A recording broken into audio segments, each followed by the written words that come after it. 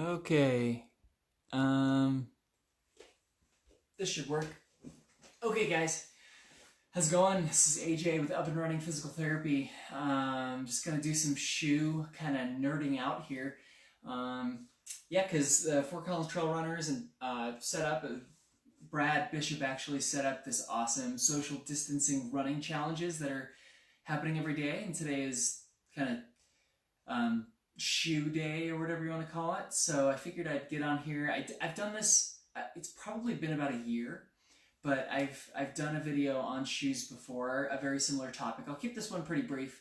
Ryan Birch, what's up? Stacy Siegel, just giving you guys a shout out. Ed Deloche, how's it going, guys? So if you want to say hey, drop me a comment, please. If you have any questions, Nate Grimm, what's up? Nate is also a shoe expert, so this should be awesome. Jennifer Ellie? Yeah, so drop me a comment, say hey, let me know you're here. If you're watching this on the replay, comment Team Replay down below. I was just saying, so today is shoe day in the Fort Collins Trail Runners. I want to show you guys, Colleen, how's it going? I want to show you guys basically the way that I recommend folks pick out their shoes. This is a super common question that I get as a physical therapist who specializes in working with runners. Matt McHugh, what's up? And everybody's like, hey, so do you have any shoe recommendations? What do you think about shoes? How should we pick our shoes? Everything revolves around shoes. And quite frankly, shoes are awesome. It's really fun getting new shoes. It's awesome finding shoes that really work for you. Just giving Greg a shout out. How's it going? And so there's a lot of misconceptions that are floating around about shoes and how people should be fitting them and picking them and all that type of stuff. And so real quick, busting some misconceptions, busting some myths here real quick. The whole fitting your shoes to your feet based on how high your arches are, your dynamic or your static postures of your foot, like the wet test, how much you're pronating, all of those things have been very, very much debunked in the scientific community. These are not ways that we just can't correlate. We just don't have any good evidence to correlate the amount of pronation somebody has or how flat somebody's feet are with what kind of footwear is going to be doing well for them. And so from the whole research side of things, that's not a thing. A runner perceiving a shoe as working for them subjectively, qualitatively, whatever that means, giving AJ a shout out, Aaron Ward a shout out. Subjectively, what's gonna work for a runner, what they feel like works for them, whatever that means, whether it's the color, probably has something to do with the feel. That's all that matters, is if the runner perceives that it works for them. Now, what is more likely gonna work for somebody rather than not, right? So comfort is huge. That is my number one thing, is your running shoes should be comfortable, right? Okay, so the research definitely says that. Actually, what's pretty interesting as well is that if you drastically change the type of footwear that you're running in, your body mechanics might change in order for your foot and your body to seek out a similar amount of feedback from the ground. And so if your body wants a certain type of feedback from the ground and you change the interface between your foot and the ground, then you are going to have possibly some changes in mechanics in order for your body to really get that feeling again and get that mechanical feedback again. Anyway, so what else? From the research standpoint, okay, so from a running economy standpoint, we know that shoes that are heavier than about 440 grams per pair is going to be detrimental towards your running economy. Giving Dean Bennett a shout out here. And so running economy is just how efficient you're running and how much energy you can kind of utilize. The less energy you can utilize at a certain pace and a certain effort, the better, right? And so shoes that are heavier than about, it's just 440 grams is just under a pound, right? And so you basically want your shoes to be just under about 8 ounces per shoe or 16 ounces per pound. That's per pair, sorry. And anything more than that, we know that we have some studies that show that it can reduce your running economy. So that's another thing. What else from the research perspective? That's pretty much it. Obviously, any sort of drastic changes in what you're used to and then just changing that to something completely on the opposite side of the spectrum is also going to increase your risk for injury, right? Because we're modifying forces and just how our foot moves and all that type of stuff. Really interesting fun fact is we don't necessarily have a lot of evidence to suggest that running shoes are to blame for injuries, but we do. There's a caveat to that. There was a study, a decent study that showed that if you run in different pairs of shoes and you kind of cycle through them every other run or whatever, you're going to potentially reduce your risk for injury by up to 39%. And so the researchers speculate this is because you're exposing your foot to just a little bit of varying forces. Forces are going to be different to your foot in this shoe than this shoe or whatever. You know what I mean? And so if you use them both, you're exposing your foot to varied forces, and the body's really adaptable, so your body will adapt to those forces and become just a better well-rounded foot. You know what I mean? Or body, because it's not just the foot. So that's kind of a cool fun fact, 39%. So definitely that's an excuse for you guys to go out and buy another pair of shoes if you're only running in one pair, but I doubt that because I feel like I was the only weirdo who was doing that. I'm kind of weird in general. I don't have a lot of crazy preferences with my shoes anyway. Everybody's very picky with their shoes, and I mean, I test shoes for Nike. I'm on the Nike shoe trial team or whatever. And they just send me stuff, and I just wear it.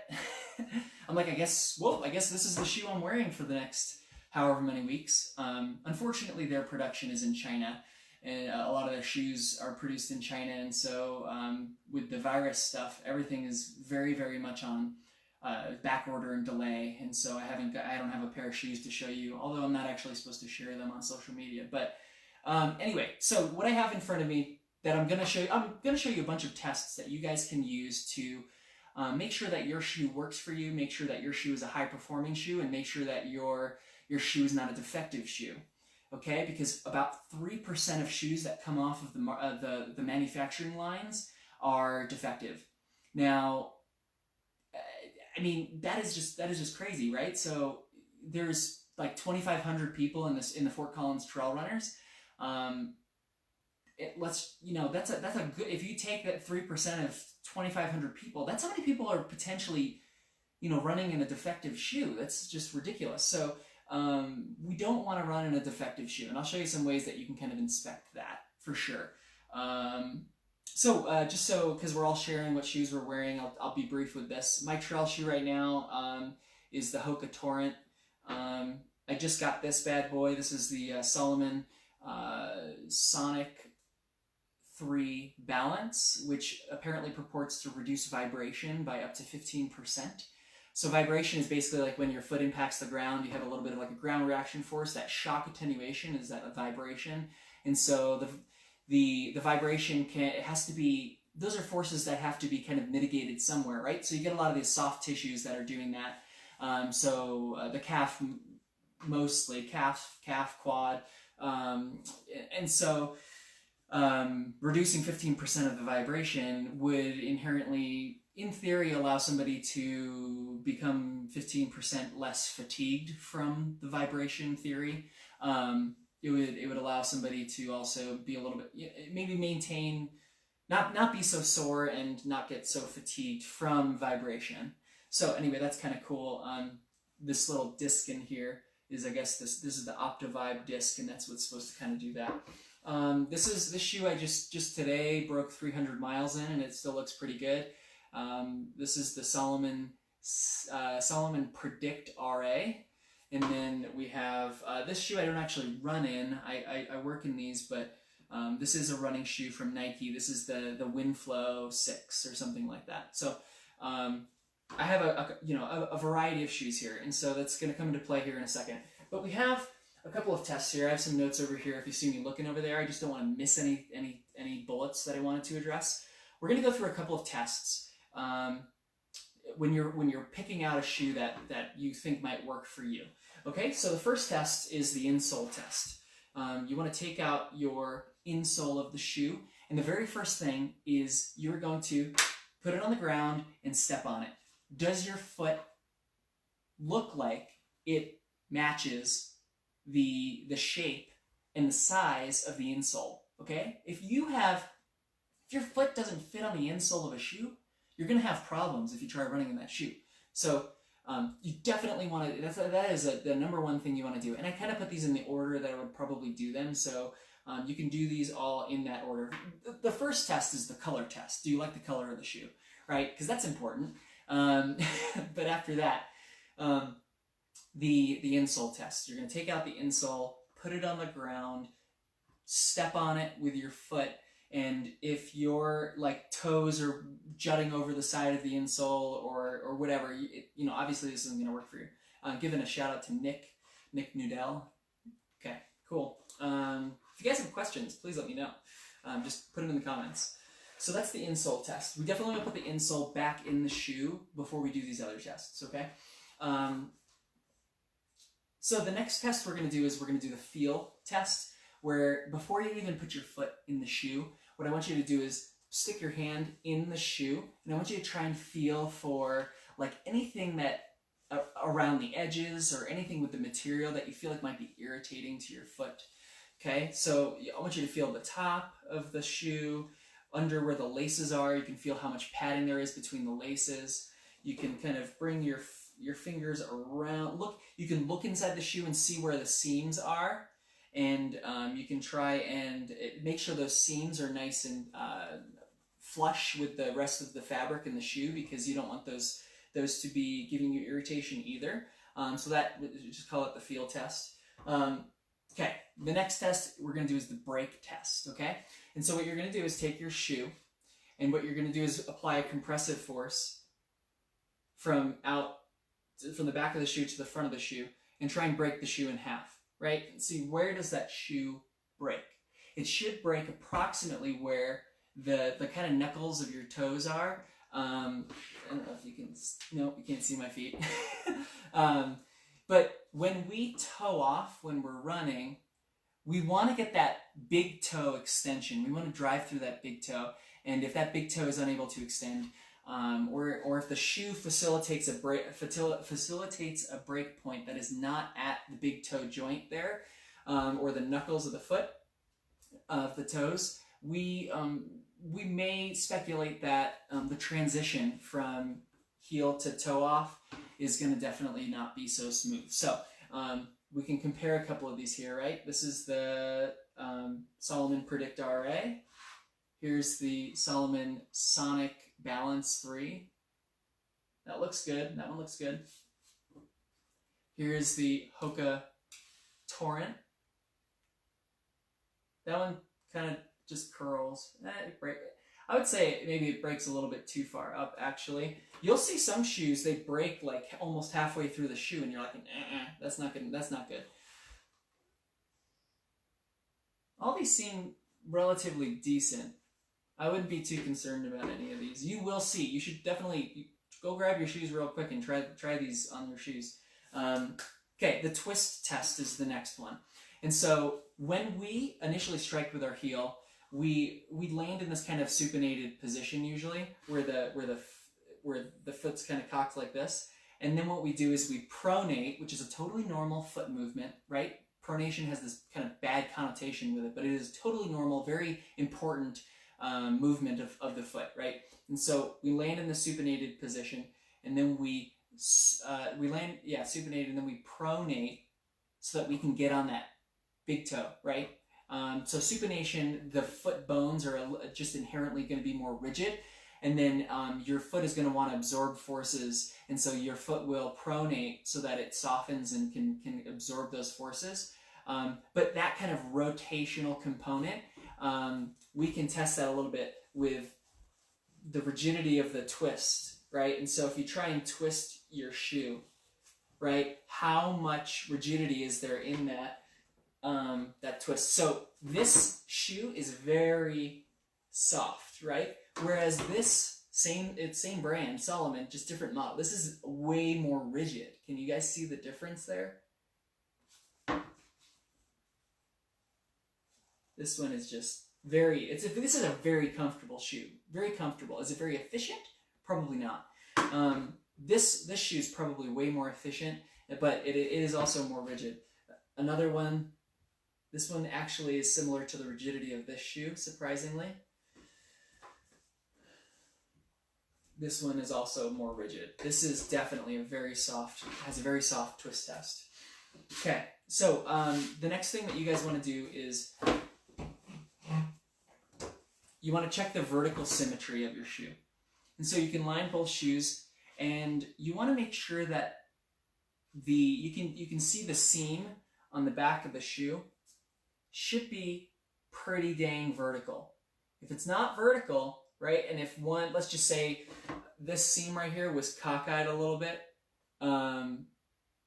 just slightly off to one side, then that would be bad, right? So that could be a sign of a defective shoe, is if this one is completely vertical, and then this seam right here, you put it right next to it, and that seam's a little bit crooked, right? And so you definitely want to make sure that the shoe has vertical symmetry. You can also flip it around and just make sure it looks symmetrical from the front as well.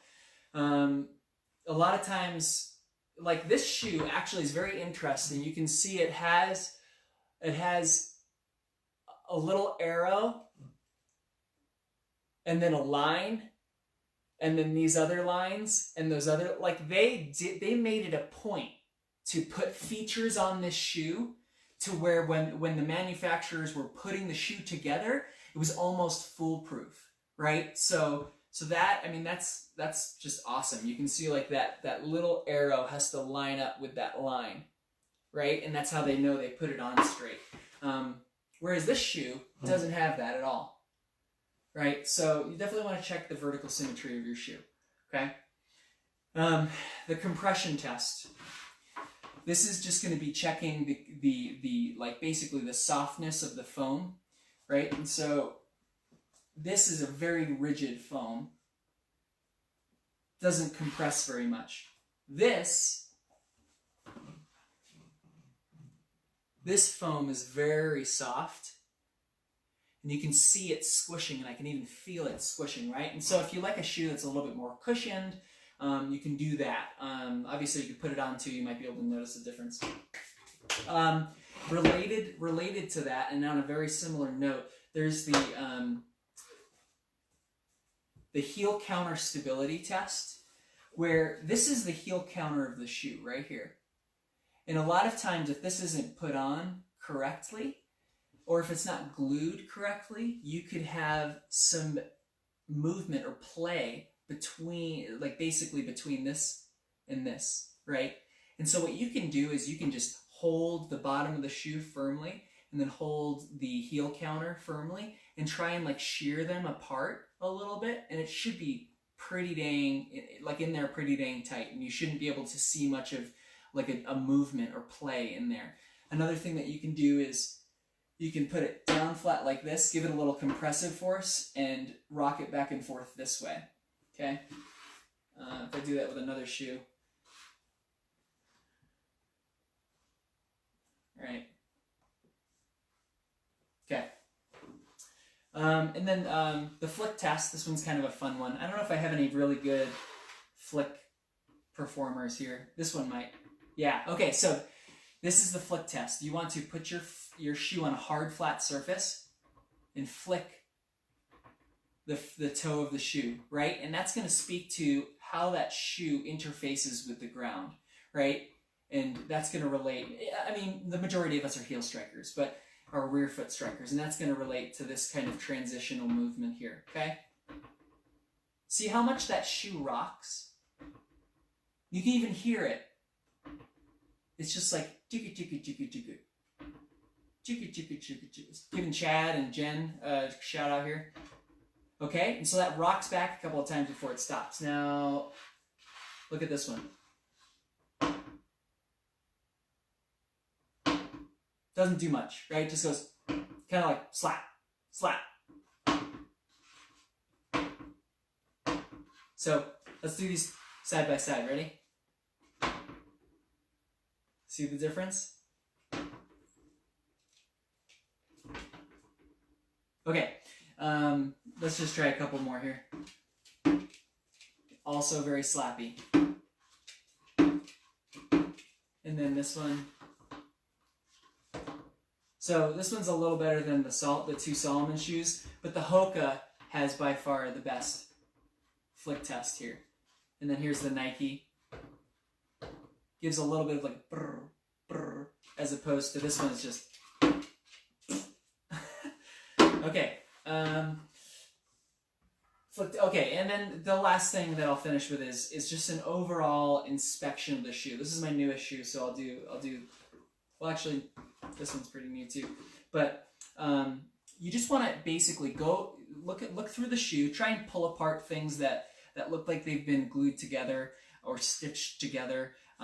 You can go along like this black part has been glued onto the white part. The white part's been glued onto this blue part, and so use common sense and just try and like pull the shoe apart. If this is peeling away here, right, you don't want to buy that shoe. A lot of the stores in town, like Altitude or Runner's Roost, they have a 30-day policy. So if you notice any of these things after the fact, that they're going to honor that. You want to just, you might notice that something is off about the shoe.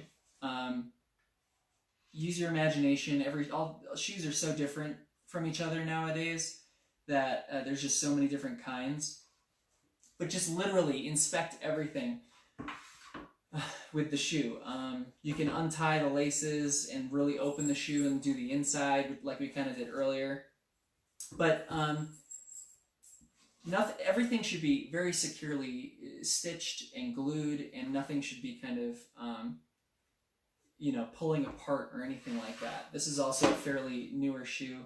Like I said, I don't run in these, but I do work in these. But it's okay to see some glue. Like I can see the glue in there, but that's okay as long as it's not affecting the aesthetics of the shoe. But you definitely just want to make sure that it's not pulling apart or anything like that. One of the most common complaints I get or I hear about is when the very sole of the shoe is peeling off. So definitely check that. And even in the front here too. Anyway, so if you have any questions about that type of stuff, let me know.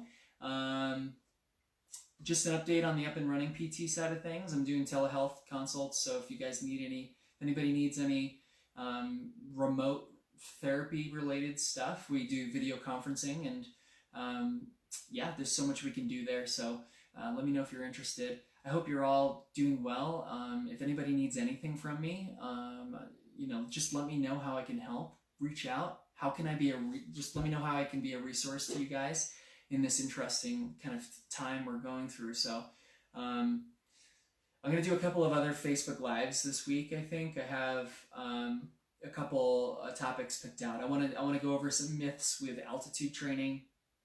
I definitely want to hit how a little bit more on how running or higher intensity training can affect your immune system, right? Because that's pretty important right now. We don't want to be impairing our immune system right now with running, and a lot of us have a lot of free time to run right now, and so I don't want people doing that. So I want to definitely educate people on that.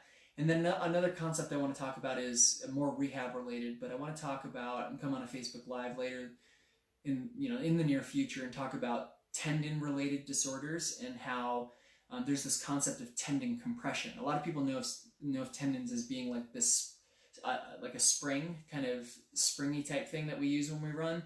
But a lot of times tendons can become irritable to compressive forces. And so it's a very interesting concept that a lot of people don't think about. So yeah, anyway, keep an eye out for those, and I hope to talk to you guys soon. If anybody has any questions, leave them in the comments or send me a message. And I hope you guys have a good rest of your weekend and start to your week. Okay, see you guys later.